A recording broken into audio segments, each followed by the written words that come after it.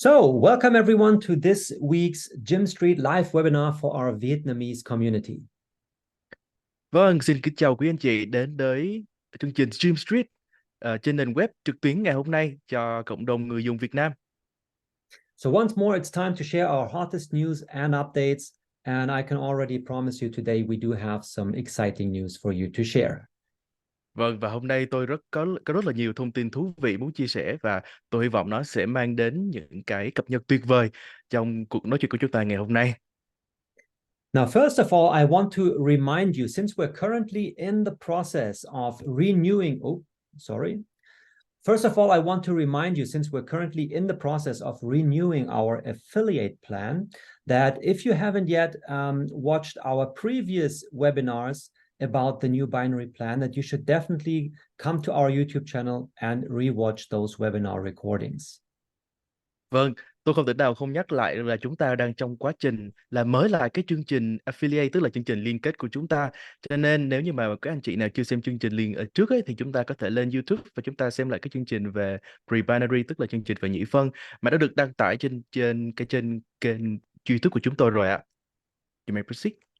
So let me quickly open where is it? Right here. My web browser. Where's the YouTube channel? There we go. So I just want to show the people. So when you come to our YouTube channel, which is at Gym Street Metaverse, that's our YouTube channel, you can simply come to the playlists section right here. And there you will find the Gym Street special webinar recordings Vietnamese right here.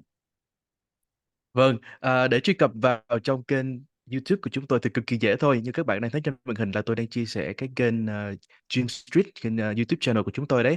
Thì khi mà các bạn đã vào trong trang YouTube của chúng tôi thì chúng ta bấm vào cái thẻ playlist, tức là cái thẻ danh sách phát đấy, thì chúng ta có thể chọn được cái phần mà đã được ghi riêng cho tiếng Việt của chúng ta, như tôi đang hiện từ trên màn hình đây, và chúng ta có thể chọn vào xem. Thì như tôi đã nói, cái chương trình chúng ta của tuần trước là chương trình về pre-binary, tức là chuyển khoản nhị phân đấy. Chúng ta có thể xem trước khi để mà chúng ta có thể hiểu thêm về chương trình lần này. You may proceed. All right, and here you can already see. So this is the first webinar that we shared 3 weeks ago about the new binary plan. Then here an update session where we share some more details about it. And last week, my colleague Louise shared with you the benefits of the binary plan. Vâng, thì tuần trước chúng ta đã được nghe anh Louis chia sẻ chúng ta lợi ích của gói nhị phân rồi, và lần này chúng ta sẽ nghe thêm những cập nhật và những thông tin thực sự là thú vị mới nữa. So now let's move on with our presentation. So as a quick reminder, to begin with the first update, I want to talk to you again about our utility balance. Vâng, vậy thì tôi sẽ không mất thời gian và đi thẳng vào cái phần chính của ngày hôm nay, đó là phần về cái cân bằng những giá trị sử dụng, hay còn gọi là cân bằng tiện ích. So how do you get tokens into your utility balance? Well, first of all, 50% of the minor rewards that you earn at Gym Street are credited to your utility balance. Soon, we're also going to add an option where you can actively top up your utility balance. And for the active affiliates among you, when your partners use their utility balance as a payment option, you will receive 20% commission from that partial payment also into your utility balance. Vâng, vậy thì cái cân bằng tiện ích của chúng ta sẽ có được cái thu nhập vào trong đấy thì như thế nào? Thì thứ nhất á, nó có 3 cái kênh, tức là từ cái phần thưởng cho chúng ta đào được, đấy là 50%. Tiếp đến là một cái phần mà chúng ta nạp vào, thì cái phần này nó vẫn trong vòng top ra mắt này, chúng ta có thể bỏ thêm tiền. Và một phần khác là đến từ cái khoản tiền chiết khấu hoa hồng, có nghĩa là khi mà người chúng ta giới thiệu họ chọn cái cân bằng tiện ích như là một cái phương thức thanh toán của họ, thì 20% trên những giao dịch của họ, hoa hồng đấy sẽ vào trong cái cân bằng tiện ích của chúng ta. Hay còn gọi là, thực ra cái chữ cân bằng tiện ích này dịch không đúng lắm, phải dịch là số dư thì mới đúng. Nhưng mà trong tiếng Anh nó đều là chữ balance. I just explained to them that the word balance in Vietnamese has two translation, and this translation doesn't make any sense, so I have to correct it so they understand. Okay. You may proceed. Very nice. Thank you so much. And so once you have, funds in your utility balance or sufficient funds, you may go ahead and use those as partial payments to buy virtual land, super bundles, or you will also soon be able to stake it to earn further interest on it. Vâng, thì với cái số tiền mà chúng ta có trong cái số dư tiện ích đấy, thì chúng ta có thể làm gì? Tất nhiên là chúng ta có thể dùng nó để mà đầu tư được, đúng không ạ? Đầu tư có thể là mua những cái vùng đất ảo nè, có thể là mua những cái siêu gói, hay là đơn giản là chúng ta có thể tái đầu tư nó. You may proceed. Right. And so if you are going to use your utility balance to purchase virtual land or super bundles, you can see right here how much of your utility balance or of the Gymnet tokens you can use as partial payment. Và tất nhiên là trong cái số dư tiện ích đây là công bằng tiền ích của chúng tôi á, thì nó có rất là nhiều cái cách là thanh toán. Có thể là thanh toán một phần trên Gymnet, như các bạn có thể thấy là chúng ta có thể không cần phải thanh toán toàn bộ, mà có thể thanh toán một phần. And then also, again, as a quick reminder, we are going to look at the commission payments, how they will be split up and distributed once we start with the new binary commission plan next week. Và trước khi mà đi đến cái phần thanh toán hoa hồng nhị phân của tuần sau, thì tôi sẽ không quên nhắc quý vị về cái phương thức mà cái hoa hồng sẽ được chia như thế nào. Nó sẽ trông như trên cái sơ đồ như thế này ạ. Right. Okay. Just to remind you, this is we speak about this in much more detail in this previous webinar recording right here. So you can always come back here and rewatch that one to get more detailed information about the utility balance. Yeah. Vâng, thì như tôi đã nói, tất cả những cái chi tiết về cái phần phân chia nhị phân của chúng ta đấy, nó sẽ nằm trong 3 cái video mà tôi đã đăng tải trên cái kênh YouTube của chúng ta vào tuần trước. Thì các anh chị muốn biết rõ hơn về cái cách chia hoa hồng này ấy, thì chúng ta vui lòng vào đấy xem nha. You may So proceed. today, I just want to again share some more detailed information about this part right here, which is the utility points that you get each time you use your utility balance as a partial payment option. Thì hôm nay tôi muốn tập trung nói về cái điểm mà chúng ta sẽ tích được mỗi khi mà chúng ta quyết định sử dụng cái số dư của chúng ta để chúng ta thanh toán. Now, these utility points will also be activated next week when we start with the new binary plan transfer. However, just so you already know in advance what's coming and what will be the benefit for you. Thì tuần sau chúng ta sẽ có một cái gọi là binary plan, hay còn gọi là kế hoạch thanh toán nhị phân đấy. Thì nó sẽ ứng với cái thanh toán hoa hồng này. Tức là mỗi lần chúng ta thanh toán á, thì nó sẽ đi kèm với lại cái utility point, hay còn gọi là cái điểm tiện ích. Và nó sẽ được thể hiện, được tính theo cái công thức này. You may proceed. So as a quick overview, there are two ways how you can earn utility points. One of them is when you use your utility balance as partial payment option to make purchases. And the other is as an active affiliate when you pay your monthly subscription fee. Thì có hai cách để mà chúng ta có thể tích được cái điểm tiện ích của chúng ta, như ở trên slide trước ấy. Thì cách thứ nhất là chúng ta có thể mua sản phẩm với cái số dư tiện ích của chúng ta, với cái balance của chúng ta đấy, là một cách tích điểm. Cách thứ hai là chúng ta sẽ trở thành một cái chi nhánh gọi là đầu mối đấy, được đăng ký hàng tháng. Và đây là hai cách mà chúng ta có thể tích được cái utility point, hay còn gọi là cái điểm tiện ích của chúng ta. Okay, you may proceed. So in the case of using it as a partial payment for product purchases, you will receive 2 utility points for every dollar spent from your utility balance as partial payment. Vâng, thì cách thứ nhất á, như tôi nói là chúng ta tích điểm bằng mua sản phẩm với cái số dư tiện ích của chúng ta. Thì cứ mỗi đô la mà chúng ta thanh toán á, thì chúng ta sẽ được 2 điểm tiện ích.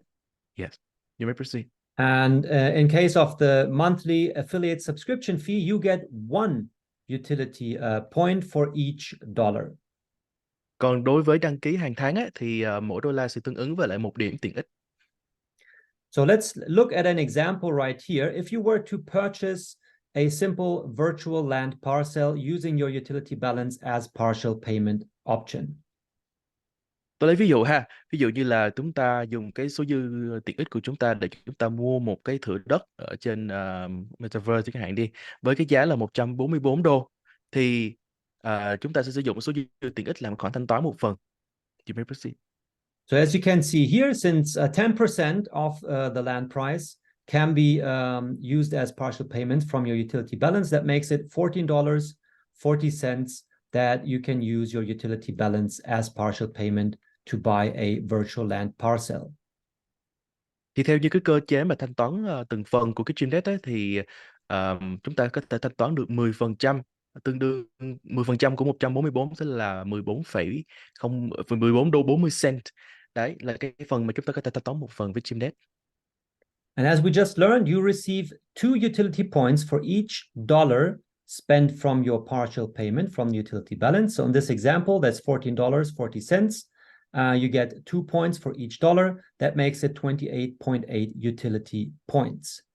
Vâng, và với cái cơ chế mà chúng ta vừa được biết ở trên đấy, tức là chúng ta sẽ được 2 điểm tiện ích tương ứng với mỗi đô la thanh toán trên Streamnet, thì chúng ta đã thanh toán 14 đô 40 cent, thì nó sẽ tương đương với lại là 28,8 điểm tiện ích.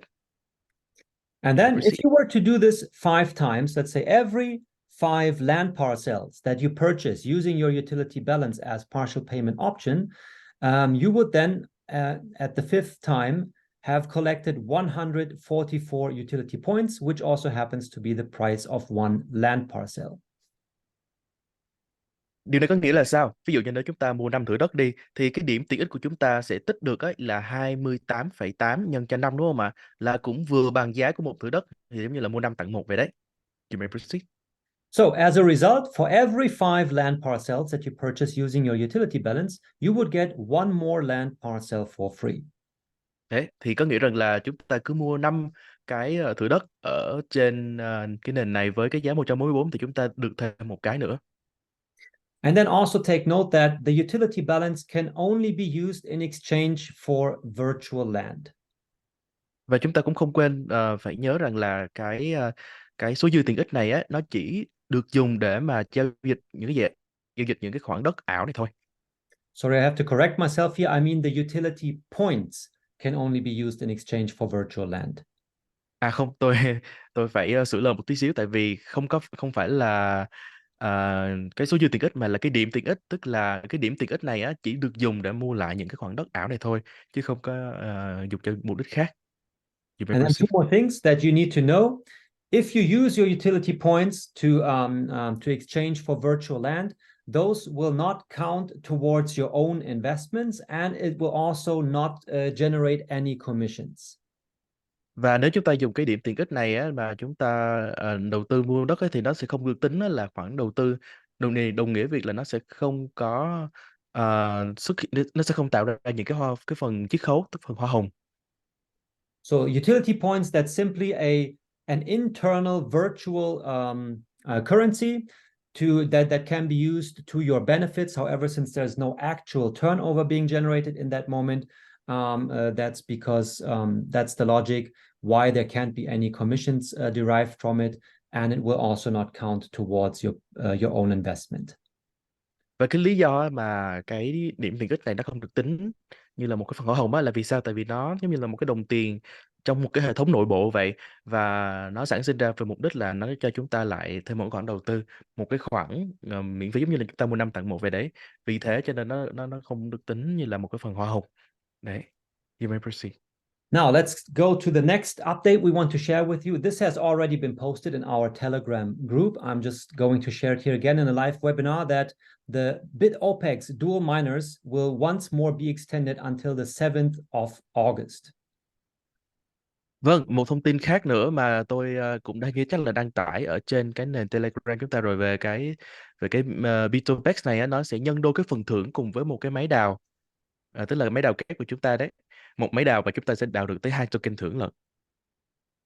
So You may let's proceed. go to our web browser once more, and if we go to the Gym Street dashboard, you can see right here in our special offers section that the limited time is still valid for another 5 days, 10 hours.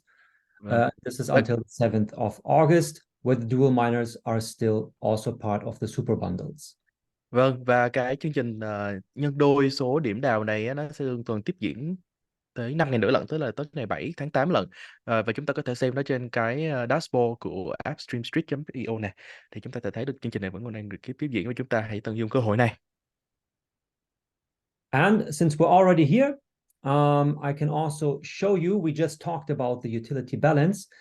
First of all, up here in the dashboard, you can see the amount of Gymnet tokens that you currently have in your utility balance. Vâng ạ, và tôi cũng giới thiệu sơ cho quý vị biết về cái giao diện ở trên cái dashboard này luôn ha. Khi mà chúng ta đăng nhập vào thì chúng ta có thấy được tại ngay chỗ con trỏ của tôi là chỗ con chuột nè, là cái số điểm tiện ích mà chúng ta đã tích được.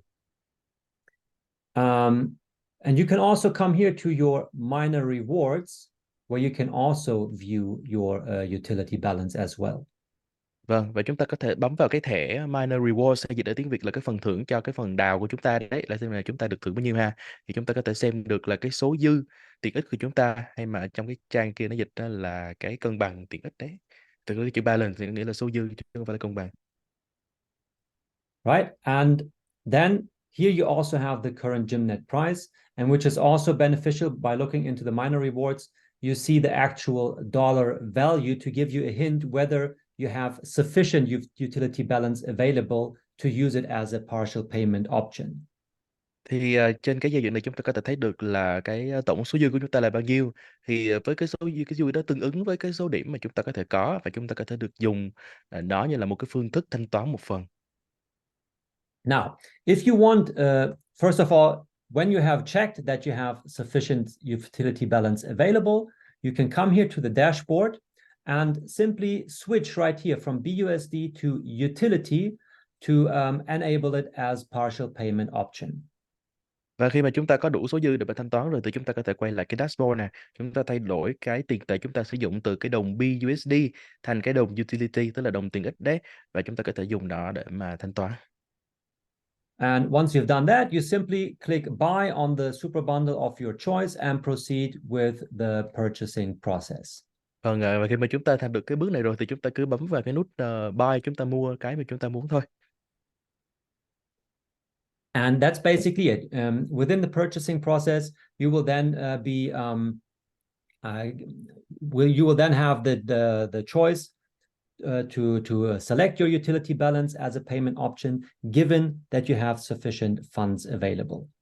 Vâng, và miễn như là chúng ta có đủ cái số dư đủ ấy, thì chúng ta có thể có cái tùy chọn là chuyển từ cái đồng chúng ta, ví dụ như BUSD thành cái đồng utility, và chúng ta có thể sử dụng nó để thanh toán thôi. You may proceed. Now, next, as we can read down here, we already gave you a spoiler that the next generation dual miner is already being prepared, that we're going to launch right after the 7th of August when the Bitopex dual miner will come to an end. Vâng, và ở đây thì tôi cũng xin bật mí một cái thông tin rất là đặc biệt nha. Tức là ngay sau khi mà cái chương trình nhân đôi phần thưởng của Bitopex kết thúc vào ngày 7 tháng 8 á, thì chúng tôi cũng sẽ tung ra cái Next Generation, tức là cái thế hệ tiếp theo của cái gói của cái máy đào kép này. So let's quickly jump back here to our YouTube channel one more time.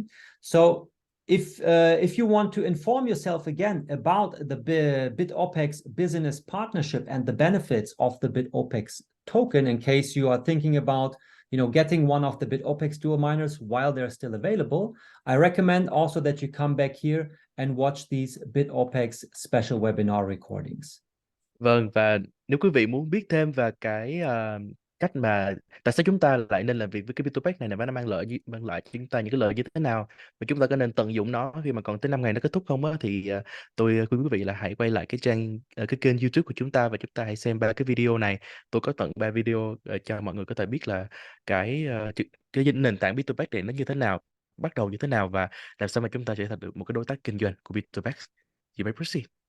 So as long as these dual miners are still available, they will and you purchase them before the countdown ends.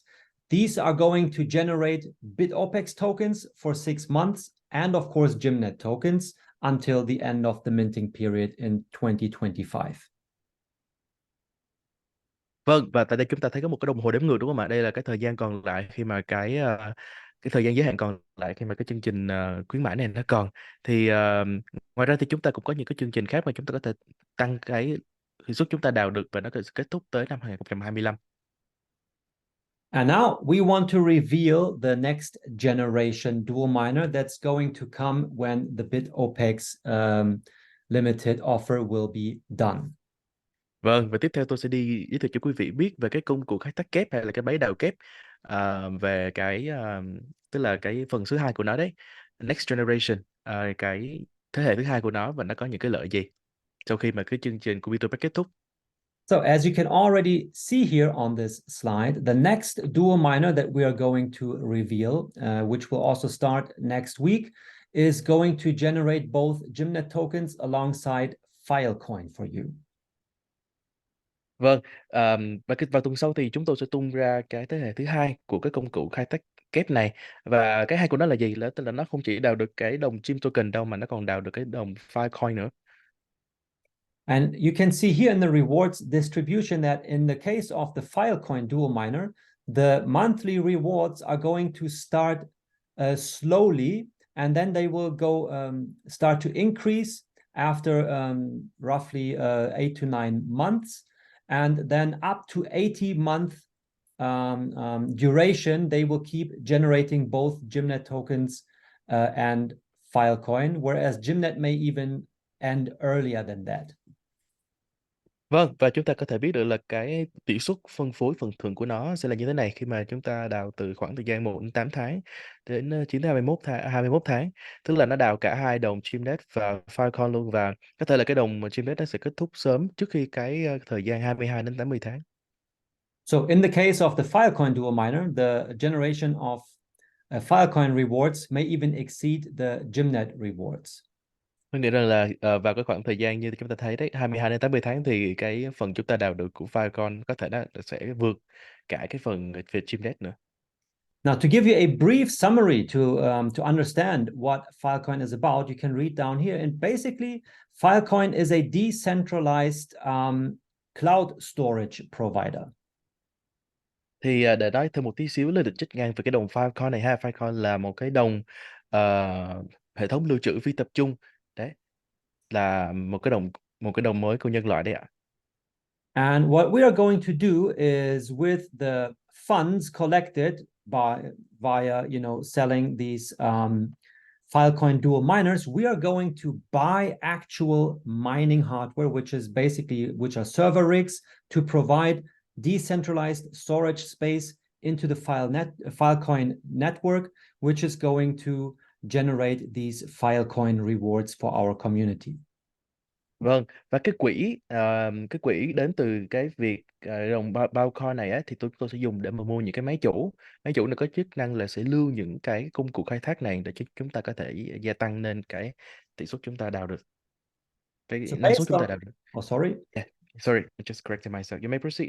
Okay, so based on current calculations, we came up with these numbers as an estimation that roughly the first 8 months it will take to collect sufficient funds to be able to actually purchase the hardware required to do the Filecoin mining. And then there's going to be this up to 21-month warm-up phase until we get to the point where we will be able to generate a consistent monthly rewards in Filecoin for the dual miners that generate Gymnet and Filecoin. Vâng, tôi xin phép giải thích thêm một tí xíu về những con số này. Tức là trong khoảng từ 1 đến 8 tháng là khoảng thời gian mà chúng tôi tích đủ tiền để mà bắt đầu đầu tư vào trong hạng mục những cái thiết bị phần cứng. Rồi để từ 9 tới 21 tháng là khoảng thời gian mà chúng tôi để cho máy nó chạy nóng lên đấy. Nói nôm na là như thế để cho chúng ta bắt đầu sinh ra một cái khoản Filecoin đủ nhiều. Và khoảng thời gian còn lại là từ 20 đến 80 tháng là lúc mà cái hệ thống nó chạy trơn tru và nó sinh ra chúng ta một cái khoản lợi suất đều. Để như tôi nói là nó sẽ vượt được cái khoản về đồng Gymnet. You may proceed.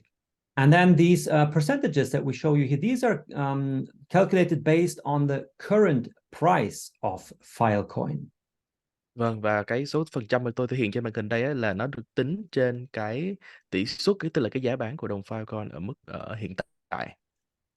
So percentage-wise, your ROI is going to increase if the price of Filecoin increases, which is well likely to happen.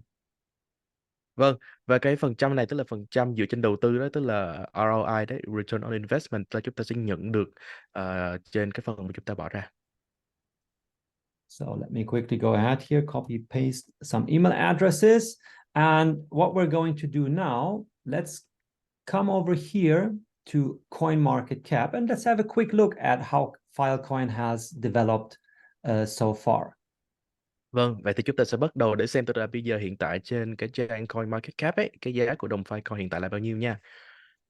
So first of all, you can see here that Filecoin is currently at position 30 on CoinMarketCap. So that's position 30 out of, is it one point?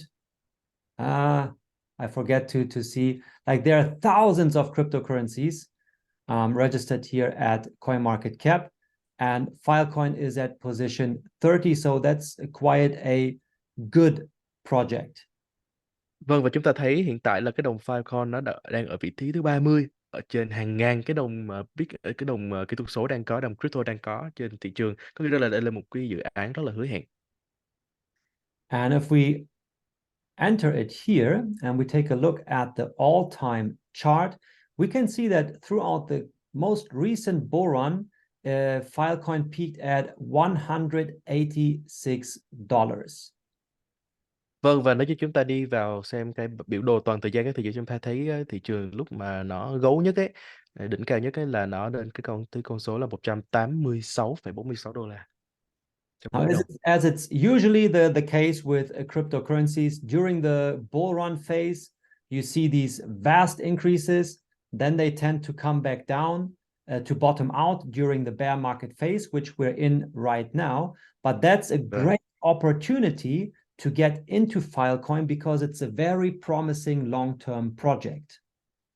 Vâng, thì đúng là lúc mà thị trường gấu á, thì nó lên rất là cao, đó là 186, nhưng mà chúng ta cũng biết bây giờ hiện cái thị trường nó đang trong giai đoạn con bò. Nghĩa rằng là đây là không phải là lúc mà chúng ta tiêu cực, mà đây là chúng ta nhìn nhận một cái dự án nào nó có tiềm năng, và là lúc chúng ta nên đầu tư khi mà thị trường nó đang bắt đáy như thế này. You may proceed. Of course, it's very hard to predict if we're going to see the same highs again. We may even exceed those in the next bull run, but it's very likely that we're going to range somewhere in between this price range at least. Vâng, mặc dù là có thể khó mà có thể tiên đoán một cách chính xác rằng là liệu nó có quay lại được cái thời điểm đỉnh cao gấu như thế này hay không, nhưng mà tôi có thể gần như chắc chắn rằng là nó sẽ rơi vào trong cái khoảng đâu đấy ở giữa đây. And I also highly recommend what I always say, that everyone should go ahead and do their own due diligence. So do your own research. Vâng, và việc đầu tư nó luôn luôn đến từ cái kiến thức cá nhân của chúng ta, cho nên chúng ta phải trang bị cho mình những cái kiến thức để mà đảm bảo là việc đầu tư chúng ta là có trách nhiệm với bản thân mình, đúng không ạ? Và vì thế tôi khuyên quý vị hãy vào những cái trang như thế này để tìm hiểu thêm về cái dự án. So I also invite you to come here to filecoin.io, for example, to check the project out for yourself.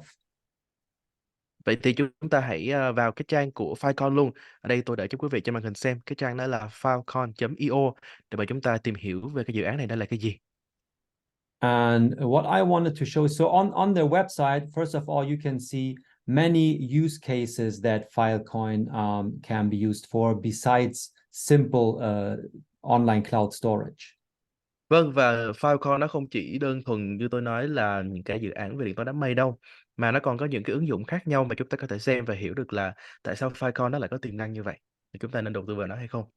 But Thì mình proceed. providing safe storage is definitely the first and foremost use case here for Filecoin.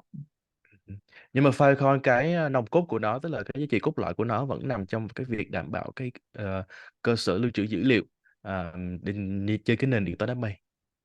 And right here, you can see some companies that are already making use of the Filecoin decentralized online storage, such as Wikipedia, which I believe everyone knows. Vâng, và hiện tại có rất là nhiều công ty, gọi là những tên tuổi to lớn, những cái khổng lồ đã và đang sử dụng cái dịch vụ của Filecoin rồi. Và trong đó tôi tin chắc ai cũng biết trang Wikipedia cũng là một cái đối tác mà đã sử dụng kho dữ liệu trên điện toán đám mây của Filecoin để mà lưu trữ thông tin của mình. So yeah, we can read here that a copy of Wikipedia's database will be stored on the Filecoin network, helping to ensure this valuable public data is preserved. Vâng, và tại đây tôi cũng xin trích ngang một câu của Wikipedia. Họ bảo rằng là một bản sao của cả các cơ sở dữ liệu của họ sẽ được lưu ở trên cái mạng lưới của Filecoin nhằm đảm bảo được cái thông tin rộng rãi được lưu trữ và được bảo quản. You may proceed. And yeah, once we release this next generation dual miner, you will also be able to profit from the fact that we are going to build Filecoin mining rigs to generate Filecoin as rewards and redistribute among all the dual miner owners. Vậy và đó là cũng nó cũng quay lại cái trang mà tôi vừa muốn nói khi nãy, đấy là chúng ta đều có thể thu được rất là nhiều lợi nhuận từ cái việc đầu tư vào cái công cụ khai thác kép mà tạo ra cái đồng file này. Just one more thing before we proceed to make things clear. Both the Bitopex dual miner as well the Filecoin dual miners, they're both dual miners. However, they're still separate products, meaning one will generate Bitopex token alongside Gymnet, and the other dual miner is going to generate Filecoin alongside Gymnet. Vâng, và để mà tôi nhắc lại rõ cho mọi người hiểu một chút là cái công cụ mà chúng ta sắp tung ra với công cụ Bitopex ha. Thì công cụ Bitopex đồng thời với cái việc là nó đào cái đồng trên đấy thì nó cũng tạo ra những cái token của Bitopex, và nó khác với cái công cụ mà tôi chút tung ra là nó dual, tức là nó ra hai cái đồng là đồng trên đấy và cái đồng Filecoin. So just to make this 100% clear, any Bitopex dual miners that you purchase until the 7th of August will generate Bitopex tokens for 6 months and then keep generating Gymnet tokens until the end of the minting period. But those are not going to automatically start generating Filecoin. These are only for Bitopex token. Vâng, cho nên tôi nhắc lại một lần nữa cho mọi người hiểu rõ và không nhầm lẫn ha. Tức là cái đồng Bitopex này khi mà chúng ta mua nó từ bây giờ cho đến ngày 7 tháng 8 ấy, là nó sẽ tiếp tục tạo ra cái đồng cái Bitopex Bitopex token trong vòng 6 tháng, và sau đó là cái đồng Gymnet, tức là nó không có tự động tạo ra cái đồng token ở cái đồng Filecoin đâu nha. Cái đồng Filecoin là của cái máy kia, cái thế hệ thứ hai. Đấy là để chúng ta phân biệt rõ giữa cái thế hệ thứ nhất và thế hệ thứ hai như vậy. Được không ạ? Xin cảm ơn. You may proceed. So again, if you're interested in securing yourself Bitopex token as a miner rewards, you still have the chance to get these until the 7th of August. And after that, the dual miners are going to start generating Filecoin together with Gymnet. Đấy, và có nghĩa rằng là cái máy đào kép này từ bây giờ cho đến ngày 7 tháng 8 ấy, nó sẽ có cái phần thưởng khi mà nó đào ra cái đồng Bitopex token đấy trong vòng 6 tháng, và sau 6 tháng đấy thì nó sẽ chuyển qua đào cái đồng Filecoin. All right. So if you want to earn the Filecoin from the dual miners, you can only get that, of course, once we actually release this as a new product, and you then have to purchase exactly this dual miner that produces Gymnet and Đấy. Filecoin. Có nghĩa rằng là nếu như bây giờ chúng ta muốn đào cái đồng Filecoin này liền á, thì chúng ta phải chờ cái chương trình này nó kết thúc, tức là vào ngày 7 tháng 8. Sau đó chúng tôi tung ra cái thế hệ thứ hai này thì chúng ta có thể mua được cái máy công cụ khai thác kép thế hệ tiếp theo này, và chúng ta mới từ đó mới đào được hai cái đồng Filecoin và Gymnet. However, there's nothing special that one needs to do. As you can see here, the miner is simply the dual miner, only that you know right now this dual miner acts or generates Bitopex rewards. And after when we launch the Filecoin dual miner, it's still going to be simply a dual miner, but it will then generate Filecoin rewards. Đấy thì chúng ta vào đây chúng ta thấy được có rất là nhiều cái gói bundle đúng không ạ? Thì chúng ta hãy nhìn cái phần màu xanh này nè, có nghĩa rằng là từ bây giờ cho đến ngày 7 tháng 8, nghĩa là từ bây giờ cho đến ngày mà chúng tôi tung ra cái thế hệ thứ hai á, thì cái đồng này nó sẽ đào cái đồng Gymnet là đồng gốc cùng với cái đồng Bitopex này. Nhưng mà khi mà chúng tôi tung ra cái dòng thứ hai thì nó sẽ tự động chuyển qua đào cái đồng Filecoin, đồng thời hai cái, cho nên nó mới gọi là dual miner này. Right? But the Filecoin dual miner is a completely new project that you will have to purchase separately. Dạ. Nhưng mà cái thế hệ thứ hai là cái mà nó một cái dự án tách biệt hoàn toàn, và nếu chúng ta muốn thì chúng ta phải mua nó riêng, chứ nó không nằm trong cái phần này. Tôi cũng muốn giới thiệu thêm như vậy thôi ạ. Xin cảm ơn. All right, so let's move on with the updates and talk about the binary rank boost one more time that also got extended until next week.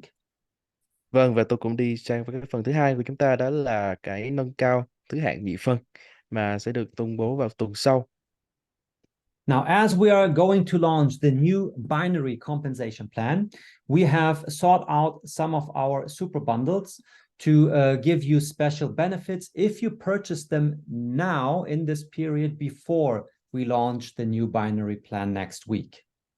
Vâng, trước khi mà chúng tôi tung ra cái kế hoạch nhị phân tuần sau ấy, thì nếu như mà chúng ta mua ngay bây giờ thì chúng ta sẽ vẫn được thừa hưởng những cái điểm thưởng khi mà trong cái chương trình trong cái chương trình tặng thưởng nhị phân hiện tại áp dụng You đến hết can ngày see 7 tháng right 8. here that this special offer is available until the 7th of August, because on the 8th of August, we will start the first phase of the new binary plan transition. Đấy, thì các bạn có thể nghe thấy cái chỗ mà tôi gạch chân màu đỏ này, tức là cái ưu đãi để mà chúng ta tăng cái xếp hạng nhị phân của chúng ta ấy, nó sẽ áp dụng cho đến ngày 7 tháng 8, tức là sau ngày 7 tháng 8, ngày 8 tháng 8 mà chúng tôi tung ra cái chương trình, cái kế hoạch nhị phân mới á, thì nó sẽ không còn nữa. Okay, Proceed. so in particular, I'm talking about these three super bundles that if you purchase them during this special offer period, you will get either the extra career volume credited for your binary transfer, or you will secure yourself at least these ranks for the new binary plan, whichever option is better for you. Đấy, khi mà chúng ta chuyển qua hệ nhị phân ấy, thì ở đây chúng tôi có 3 gói. Thì tôi nói về gói thứ nhất ha, thì một là chúng ta sẽ có thêm 30 cái khối lượng khi mà chúng ta chuyển qua hệ nhị phân, hoặc là chúng ta sẽ giành được một cái vị thứ khi mà để xếp loại á, thì ở đây có 3 hạng là hạng vàng, hạng bạc và hạng bạch kim. And once more, as a reminder, we talk about these things in much more detail also in the previous webinars that you can simply go back and watch on our YouTube channel. Dạ, cái này chúng tôi đã thông tin rất là chi tiết ở trong 3 cái video mà chúng tôi đang tuần trước rồi.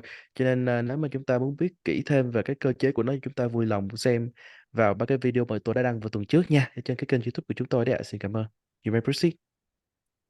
So this option right here to get, for example, the silver rank simply by purchasing the basic bundle will still remain available during the first 2 weeks of the binary transition phase that starts next week on the 8th of August.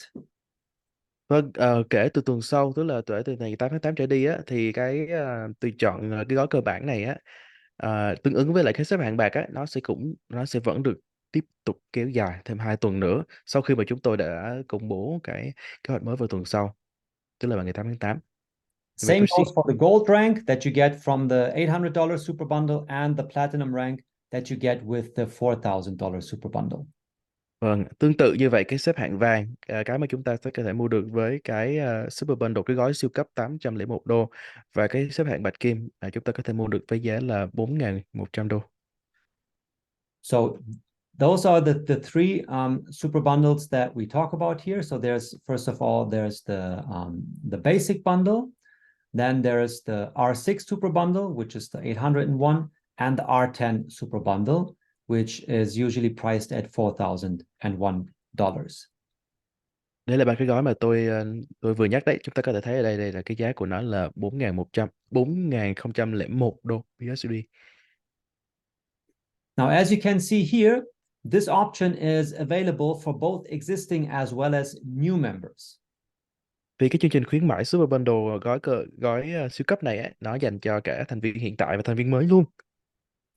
Now, just to inform you, these benefits are tied to the, where's my mouse pointer gone? Sorry about that. Sometimes this happens. So these benefits are tied to the super bundles and not to the price. So this may be a little bit confusing because we show you the price here, but actually these refer to the super bundles. So what's relevant is that you purchase this super bundle. Why am I saying this? For new members, there's the NFT Turbo option that will allow them to purchase these super bundles at a beneficial price. Cái lý do mà tôi muốn nhấn mạnh vào cái chữ gói siêu cấp này á, hay trong cái phần tiếng Anh á, nó là Super Bundle ấy. Bởi vì sao? Bởi vì khi mà mình là người dùng mới thì mình sẽ có được cái phần điểm thưởng, cái phần tặng thưởng của NFT mà chúng ta có thể mua được với cái gói siêu cấp này với một cái giá nó rẻ hơn.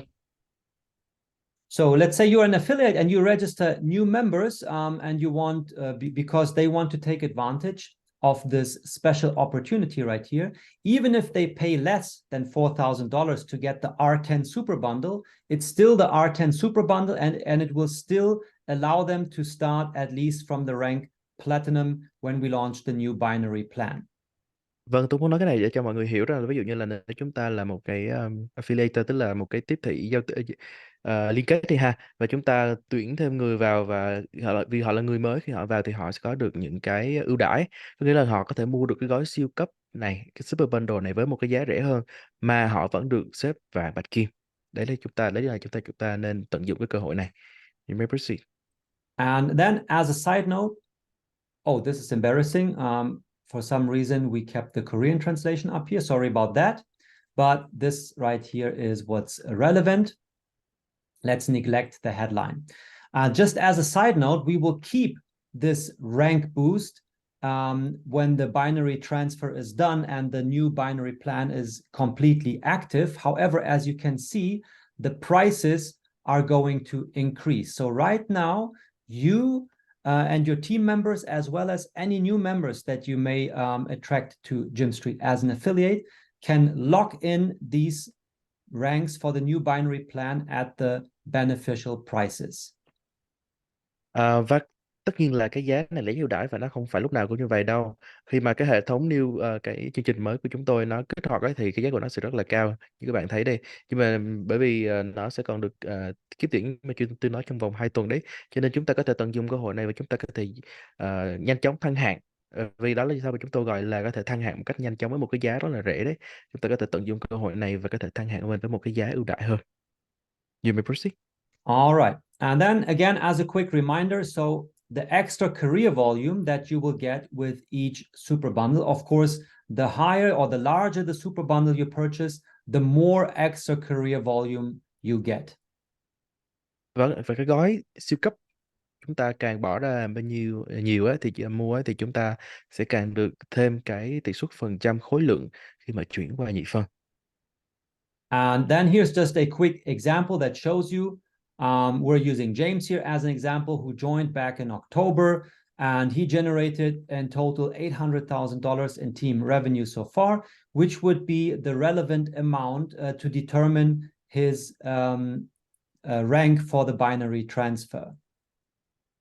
Đấy, tôi lấy ví dụ như là một anh tên là James, anh ấy gia nhập từ 2020, ngày 20 tháng 10 2022, và anh ấy tạo ra một doanh thu là 700.000, và 100.000 nữa là 800.000 đô ha. Thì khi mà khởi chạy nhị phân thì cái tổng khối lượng của anh ấy từ trước đến nay là 800.000, và anh ấy sẽ được chuyển nhượng sang xếp hạng là bạch kim kép. So if we take a closer look right here at our binary table, we can see here that 800K is just under 1 million, which means in our example, he would get placed at the double platinum rank. Thế thì nếu chúng ta bỏ vào cái bảng để chúng ta thấy là 800.000 đô thì anh ấy sẽ được hạng double platinum, bạch kim kép ấy, là tương ứng cùng với cái phần trăm mà anh ấy được cộng vào ấy, thì nó sẽ lên đến là 250.000. And now all that James needs to do, he needs just to purchase the basic bundle, which will get him 30% extra career volume. What does it mean? Well, the system is going to take his actual career volume that he has been generating so far, and it will just add 30% to it, right? Like an extra credit on top that you get for free, basically. And then your career volume will count as if it was what you've actually generated plus the extra 30%. So in James' example right here, it gets him just over 1 million, which means instead of starting out from double platinum, he is now starting from the rank diamond. Đấy, vậy thì thay vì là anh ấy chỉ được hạng bạch kim kép đi, nếu như anh ấy mua theo cái gói cơ bản với cái giá là 327 đô ấy, thì anh ấy sẽ được thêm 30%.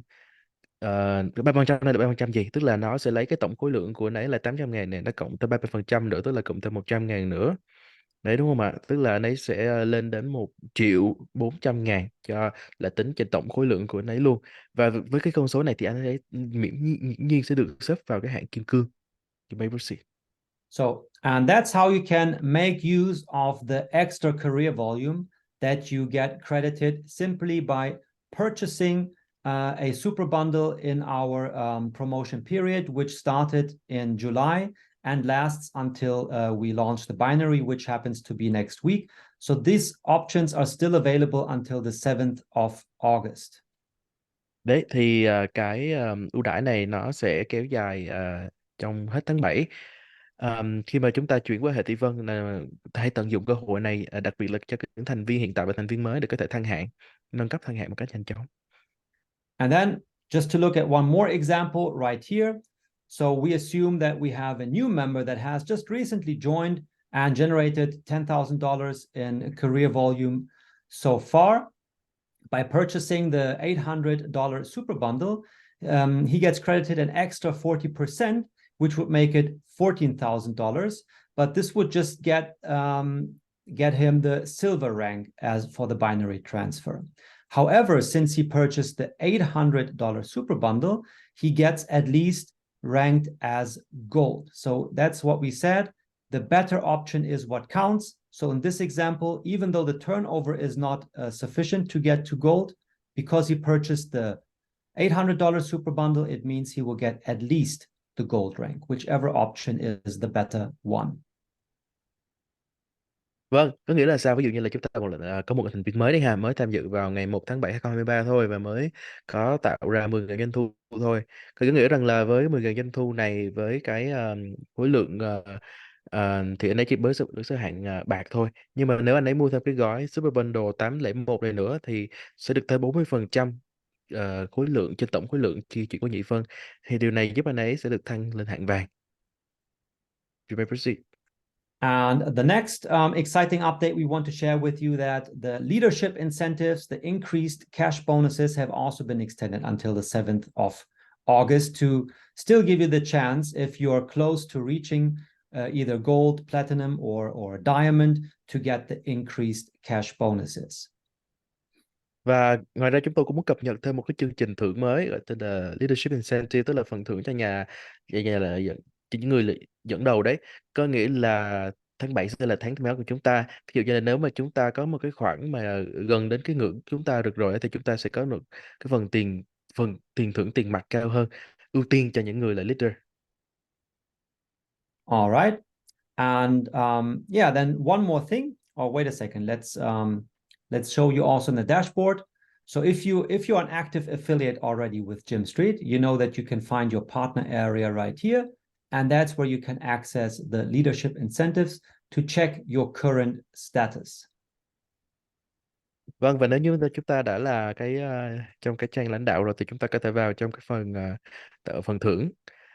Và chúng ta có thể biết được cái mạng lưới của chúng ta này, chúng ta có thể biết được là cái quay đầu của chúng ta là bao nhiêu tại trong cái And phần you can này. also see here that this exclusive offer is going to expire also in 5 days, 10 hours. So it's also available until the 7th of August. Tương tự như vậy, cái phần thưởng dành cho nhà lãnh đạo, cái leadership incentive này ấy, nó cũng sẽ kết thúc vào 5 ngày tới, tức là vào ngày 7 tháng 8. So you can see here, for example, if you want to reach the gold pin to get the $2,300 cash bonus, all you would need to do is generate $75,000 in team revenue according to the 50% rule and qualify 2 silver partner within your team structure. Đấy, và chúng ta có thể nhìn vào trong cái bảng đánh giá phần thưởng này, chúng ta biết được là chúng ta nên nỗ lực như thế nào ha. Ví dụ như là nếu như mà chúng ta muốn được cái phần thưởng tiền mặt là $2.300 đi, thì chúng ta phải tạo ra cái phần turnover là 75.000 và tương đương với đó là nó sẽ cho chúng ta hai cái hạng bạc, hai hạng bạc, một hạng vàng.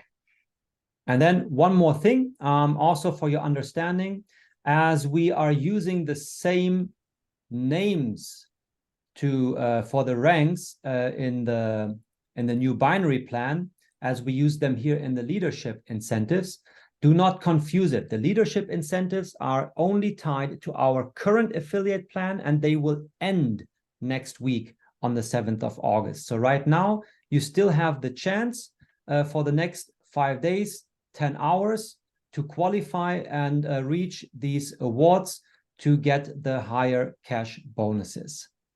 Vâng, và tôi cũng xin lưu ý nha, tức là cái chương trình này nó không phải kéo dài mãi đâu, tức là chương trình này nó nằm trong cái chương trình tiếp thị liên kết của chúng ta, affiliate của chúng ta đấy. Nó sẽ kéo dài bây giờ là trong còn khoảng 5 ngày 10 tiếng nữa thôi, tức là vào ngày 8 tháng 8 mà sắp tới tuần sau đấy. Và chúng ta hãy tận dụng nó để mà chúng ta có được cái phần thưởng tiền mặt cao hơn. Yeah, and of course, it may make a lot of sense to combine the fact if you're close to reaching the leadership incentives and you know that you have some members within your teams that are interested in, starting over with increased career volume, to combine this special offer that we still have going on to maybe help you get one of these leadership incentives and cash out. Và tôi nghĩ đây sẽ là một cái phần khúc thúc đẩy rất là lớn cho những anh chị em nào ở trong cái đội ngũ của chúng ta đấy. Nếu như mà chúng ta muốn thăng hạng thật là nhanh trước khi mà chúng ta chuyển qua cái nhị phân á, thì đây là cách mà chúng ta có thể nâng cấp cho thành viên hiện tại và cũng như là những thành viên mới. And then the final thing I just wanted to let you know is that there is going to be a new monthly subscription model for active affiliates that will require you to pay a monthly subscription fee to remain your affiliate status active. Và một điều cuối cùng mà tôi cũng xin được cập nhật luôn là cái chương trình, cái gói đăng ký hàng tháng mới, tức là cái monthly subscription đấy, là chúng ta có thể trả để mà đây là cái khoản tiền mà chúng ta trả để duy trì cái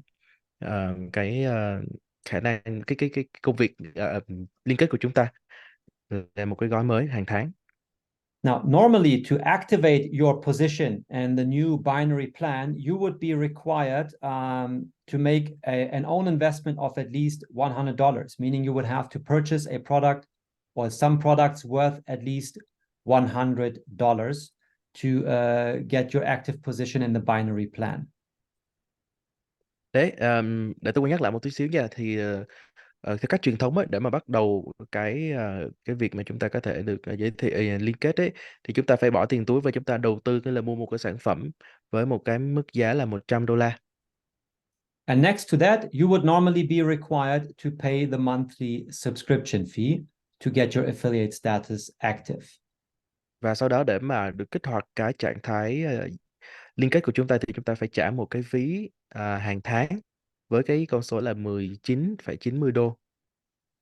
Now, to make things easier for the current members and those who register before we actually start the new binary plan, we are going to consider any purchases that have been made within July until we start the binary. If you have purchased products worth at least $100, this will be considered as your own investment, and it will also allow you to go with the first month for free without having to pay the monthly subscription. Có nghĩa là bây giờ để mà giúp cho các thành viên mới đi, mà những ai sắp được tham gia có thể tham gia dễ dàng hơn đi, thì chúng tôi có một cái chương trình ưu đãi, có nghĩa là đối với bất kỳ những ai đi mà đã mua một cái sản phẩm với một cái giá trên $100 từ bây giờ, từ tháng 7 này cho đến khi mà chúng tôi tung ra cái chương trình nhị phân ấy, thì sẽ được miễn phí tháng đầu tiên, để cho chúng ta có thể được một tháng đầu tiên sử dụng nó để mà kích hoạt được cái trạng thái đi tiếp thị của cái liên kết của chúng ta. All right, and then the last bit for today's update webinar, I will give you a sneak preview about the binary transfer, how it's going to take place, and this is going to be the content for next week, which I will then share here in much more detail. Vâng, và phần cuối cùng cũng như là một cái phần quan trọng không kém, là tôi sẽ được bật mí một tí xíu về cái chương trình khi mà chúng ta chuyển qua nhị phân nó sẽ như thế nào, cái mà chúng tôi sẽ tung ra vào tuần sau. So first of all, and this information has also been shared already in our previous webinars. So once more, watch the webinar recordings as we've talked about here already a few times. First of all, you will be able to place your first line team partners in your binary tree, how you want them to be positioned.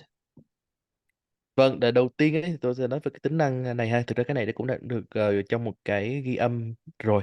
Nhưng mà chúng ta có thể xem lại. Có nghĩa là chúng ta có thể đặt được cái first line của chúng ta, tức là những cái người đầu tư tuyến đầu ấy, và chúng ta sẽ phân bổ nó như thế nào, như chúng ta theo cái cách chúng ta muốn. So every person gets the opportunity to place your first line, meaning only your level 1 directly referred partners, and you can choose whether they should go in your left leg or your right leg in your binary tree, and you can also choose in which order they should be placed. Đấy, thì ai cũng có thể sắp xếp được, coi như là trong cái người tiến đầu của mình đó, nó sẽ hướng vào bên chân trái hay là bên chân phải, và sẽ được hưởng từ như thế nào. Và chúng ta có thể chọn được cái thứ tự mà chúng ta có thể đặt được những cái người này. And then there's also a special option available to set the account type. Usually it's going to be team accounts that refer to your team partners. But if you plan to set up a multi-account structure for yourself, you can also set, for example, the first two accounts as your own accounts and place them right and left to let the system know that you want to generate or place a multi-account structure for yourself. So the script is always going to handle these own accounts preferred to make sure that they get placed right under yourself at first before your team partners. Đấy, thì chúng ta có thể như trên cái màn hình tôi đang trình chiếu này, đó là chúng ta có thể vào được cái độ của chúng ta và chúng ta có thể sắp xếp được cái người thứ nhất nằm vị trí của nó là ở bên trái, ở bên phải, và chúng ta có thể chọn là cái tài khoản đấy ấy, là tài khoản của chúng ta hay là tài khoản nhóm, và chúng ta có thể sắp xếp nó theo bên trái bên phải để cho hệ thống nó có thể phân bổ theo cái cấu trúc mà chúng ta muốn. Thì đây là cái giao diện mà chúng ta dùng để sắp xếp được ở trong nhóm của mình và các địa chỉ ví và cái email tương tự. You may proceed. And even though we have already started sharing this information well in advance, there's no need to hurry or worry about time pressure that may come up. There will be 2 weeks that you will have to place your team members in this, what we call the holding tank, starting next week. So there's going to be sufficient time for you to check things out. And we will also talk about this in much detail next week in the webinar. Vâng, và tuần sau ấy thì chắc chắn là chúng ta sẽ đi vào kỹ từng chi tiết. Còn từ giờ đến đấy thì chúng ta cũng không cần phải lo hay là phải vội gì đâu. Bởi vì đây là chúng tôi cũng muốn dành một khoảng thời gian để mà chúng ta có thể vào chúng ta xem được cái giao diện nó như thế nào và cái cách sử dụng nó như thế nào trước khi mà chúng ta đi vào trong những cái chi tiết mà tôi sẽ công bố khi mà chương trình chuyển qua nhị phân nó sẽ được đưa ra vào tuần sau. And here, this is just to show you to what you may expect. So what our developers are already working on regarding the dashboard. There you can see that we're going to show you like the different phases that we're going through with the binary transfer, and you will be shown in which phase what is going to happen and what's your current status. Vâng, và nếu mà chúng ta đăng nhập vào cái trang web ấy, thì chúng ta có thể thấy được như trên giao diện này thì các lập trình viên của chúng tôi cũng đang phát triển cho cái phần này để mà khi chúng ta vào ấy chúng ta có thể biết được là chúng ta đang ở giai đoạn nào, và ứng với mỗi giai đoạn thì nó có những cái ưu đãi gì và có những cái chi tiết như thế nào cho chúng ta. And then right here, you can also see, for example, you will be able to check your team turnover, whether it's sufficient, and also if you have purchased a super bundle during our promotion period. So all these things are going to be made available for you in the dashboard to be able to see exactly where you're at. Đấy, thì khi mà chúng ta chuyển qua nhị phân rồi ấy, thì đây là những thứ sẽ xuất hiện trên cái giao diện của chúng ta. Chúng ta vào chúng ta thấy được là cái tiến trình của nhóm chúng ta như thế nào, chúng ta team over của chúng ta đã được bao nhiêu và chúng ta có thể quyết định rút nó hay là không. Thì đây là những cái sẽ xuất hiện. So the only thing where there is some time pressure is if you want to take advantage of the extra career volume. This is only available until the 7th of August, because once we start the transition phase for the new binary plan, technically we cannot consider the extra career volume anymore. So if you want to take advantage of this benefit, you would have to purchase your super bundle before the 7th or until the 7th of August. Vâng, nếu như mà có cái gì đấy mà chúng ta cần phải nhanh tay nhanh chân và làm đấy, đó chính là cái chương trình thăng hạng này. Như tôi đã nói đấy, nếu mà chúng ta bởi vì nó chỉ còn có mấy ngày nữa thôi là đến ngày 7 tháng 8 rồi, nếu mà chúng ta có thể tận dụng thời gian này để chúng ta thăng hạng thông qua cái việc là chúng ta mua những cái gói từ cơ bản đến siêu cấp để mà giúp cho chúng ta thêm cái phần khối lượng tổng doanh thu chúng ta được ấy, giúp chúng ta có một cái thứ hạng cao hơn, thì nó sẽ mang lại cho chúng ta rất là nhiều cái ưu đãi. Vâng. Right, and you can simply check out your own status here in the career status to see the turnover that you've been generating already. Và chúng ta nếu mà muốn hiểu thêm để đưa ra quyết định ấy thì chúng ta có thể vào trong cái trang dashboard của chúng ta, đúng không ạ? Và chúng ta có thể xem được cái career status, tức là cái tình trạng của cái phần chúng ta đã tạo ra được từ đầu đến giờ để chúng ta quyết định xem là chúng ta nên đầu tư bao nhiêu và đầu tư như thế nào, So mua actually theo như thế nào. go to the partner area and then to your partner statistic. And right here where it says Gym Street turnover, this is the relevant number for you to see how much turnover you have been generating in Gym Street so far. And based on that, you can run the calculations if 30, 40, 50% extra career volume would get you a higher rank in the new binary plan. Vâng, và để làm được việc đó thì chúng ta có thể vào trong cái giao diện như tôi đã nói này, chúng ta có thể vào trong cái phần partner statistics để coi thử là trong nhóm của chúng ta đã tạo được bao nhiêu cái xoay vòng rồi, tức là cái stream street turnover của chúng ta, để từ đó là chúng ta có thể tính toán xem là chúng ta cần phải mua thêm cái gói nào phù hợp để giúp chúng ta thăng hạng được được gì. All You may right. proceed.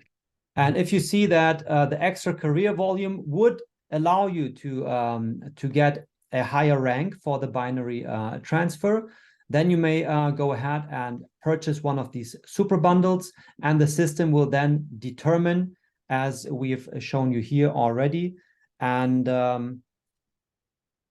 calculate your career volume with the increased career volume due to the super bundle purchase within the promotion period. Vâng, thì chúng ta hãy nhanh tay để mà tận dụng cái ưu đãi này nha. Thì tôi đã cho các bạn thấy tất cả các thông tin ở đấy, từ cái công thức cho đến là cái mức thăng hạng bao nhiêu. Thì ứng với cái turnover chúng ta có đấy, thì chúng ta có thể đưa ra quyết định là chúng ta cần phải mua thêm cái gói nào để mà nó được nhân thêm với cái tỷ suất phần trăm, từ đó giúp chúng ta thăng hạng bao nhiêu. Thì phần còn lại là chúng ta hãy nhanh tay và đưa ra quyết định và tính toán.